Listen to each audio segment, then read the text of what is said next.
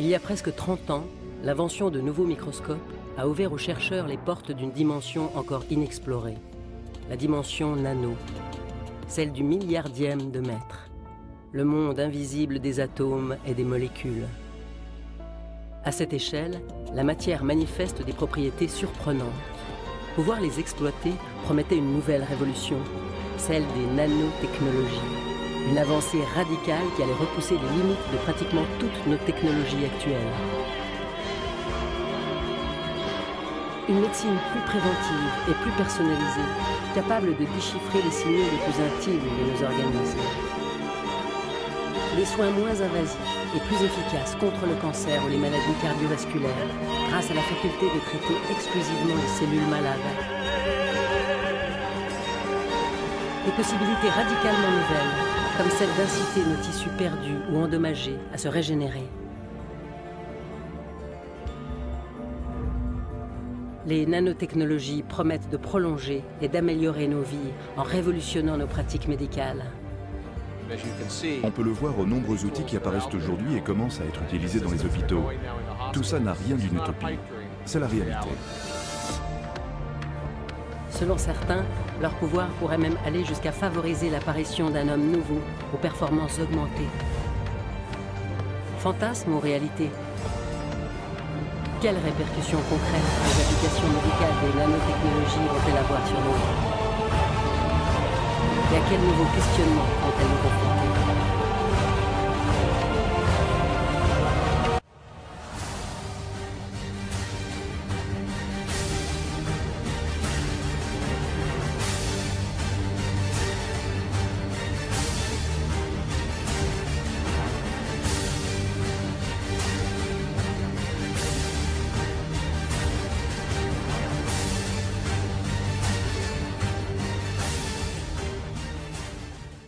ودوني بعد العالم تاعهم.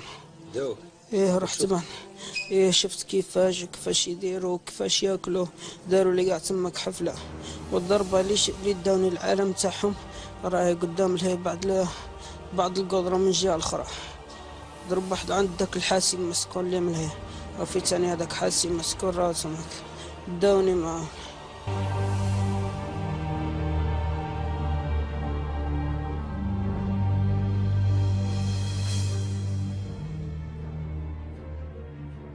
Il aura donc fallu presque 3 siècles pour découvrir le rayonnement électromagnétique dans toute son étendue, dans toutes ses lumières et dans toutes ses grandeurs. Notre œil n'en détecte qu'une infime partie, nous sommes presque aveugles. Heureusement, nous avons inventé des instruments pour pallier le manque de sensibilité de nos organes. Aujourd'hui, le développement de détecteurs ultra-sensibles nous permet de capter les lumières invisibles, de les traduire, de voir leurs effets. La lumière est devenue un merveilleux outil d'exploration.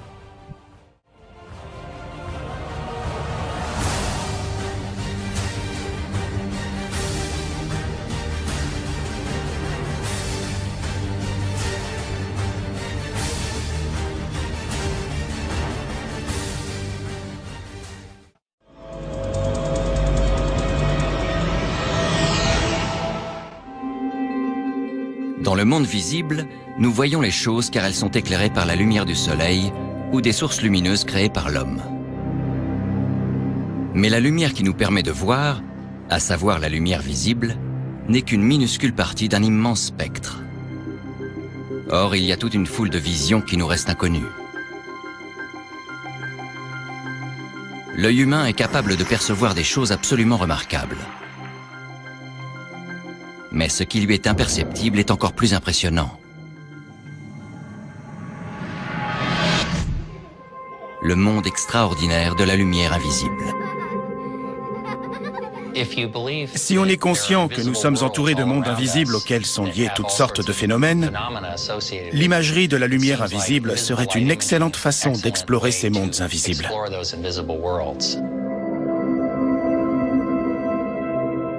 Et c'est exactement ce que fait Austin Richards. La lumière invisible se trouve hors du spectre de lumière que nos yeux peuvent voir. Si on veut mesurer l'étendue de ce spectre électromagnétique, il faut le considérer comme le clavier d'un piano. Il comporte 88 touches, et ce que voient nos yeux ne représente qu'une seule touche, c'est-à-dire une seule gamme de fréquences. Les ondes lumineuses se déplacent à des fréquences différentes, depuis les ondes radio basse fréquence aux ondes infrarouges haute fréquence, en passant par les rayons ultraviolets, les rayons X et les rayons gamma. Plus la fréquence est élevée, plus l'onde lumineuse est courte. C'est ce qu'on appelle la longueur d'onde. L'œil humain ne peut réagir qu'à un très petit nombre de ces longueurs d'onde. Le reste du spectre lumineux lui est invisible.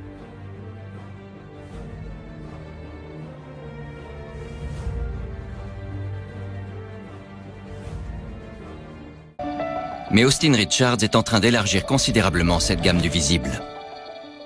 Il y a une part de magie dans le fait de voir la lumière invisible. Elle a toujours existé, mais on l'a ignorée pendant des siècles.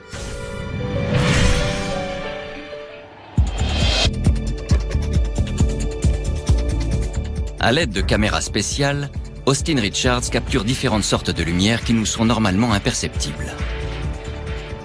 Il y a au total 7 caméras nécessaires à notre expérience. La plupart de ces caméras sont sensibles à la lumière infrarouge et elles perçoivent les surfaces qui absorbent cette lumière invisible comme plus sombres que celles qui la reflètent. Si on regarde l'écran, on voit que ma peau et mes dents sont extrêmement sombres. Mes yeux aussi sont très sombres parce qu'ils contiennent de l'eau. Et l'eau absorbe les ondes courtes de la lumière infrarouge que détecte cette caméra. La lumière infrarouge comporte toute une gamme de longueurs d'onde et chacune de ces caméras capture une tranche différente du spectre infrarouge. Cette caméra est réglée pour percevoir le dioxyde de carbone qui sort de notre nez et de notre bouche. Celle-ci détecte les gaz hydrocarbonés, comme le méthane ou le propane. Chacune de ces caméras a une façon unique de voir le monde invisible. Austin Richards dispose aussi d'une caméra pouvant voir le monde reflété dans la lumière ultraviolette. Ce sont les longueurs d'onde situées au-delà de la couleur violette et invisibles pour l'homme. Certains animaux peuvent voir une tranche du spectre proche de l'ultraviolet, notamment les insectes et certains oiseaux. La vision des insectes doit être l'exemple le plus connu de vision ultraviolette. La caméra UV nous permet donc de voir avec les yeux d'une abeille.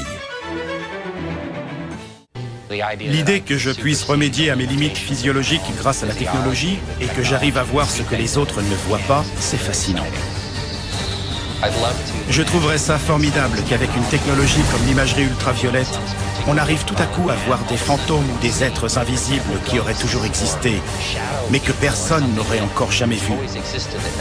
Ce serait incroyable de découvrir qu'il existe un monde surnaturel rien qu'en utilisant la technologie actuelle.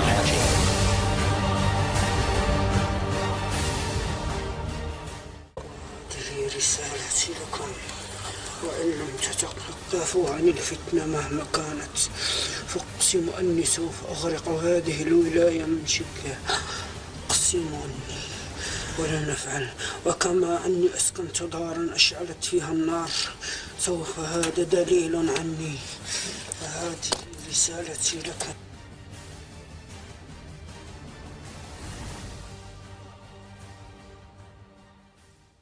طلبت الرقين طلبت الاخر واحد الطالب قال لي 12 مليون والاخر قال لي 10 ملايين. انا منين نجيب اسعد هاد الحوايج؟ انا منين نجيبهم؟ ما عندي منين نجيبهم يعني. ما قدروش. قال لك عنده سحر عظيم واكل سحر عظيم. هو واش قالوا لي 4 من الرقيين وواحد راقي شرعي كاع من اضرار قال لي راه واكل سحر عظيم باش يجي يتنحي يحبلو. قال لي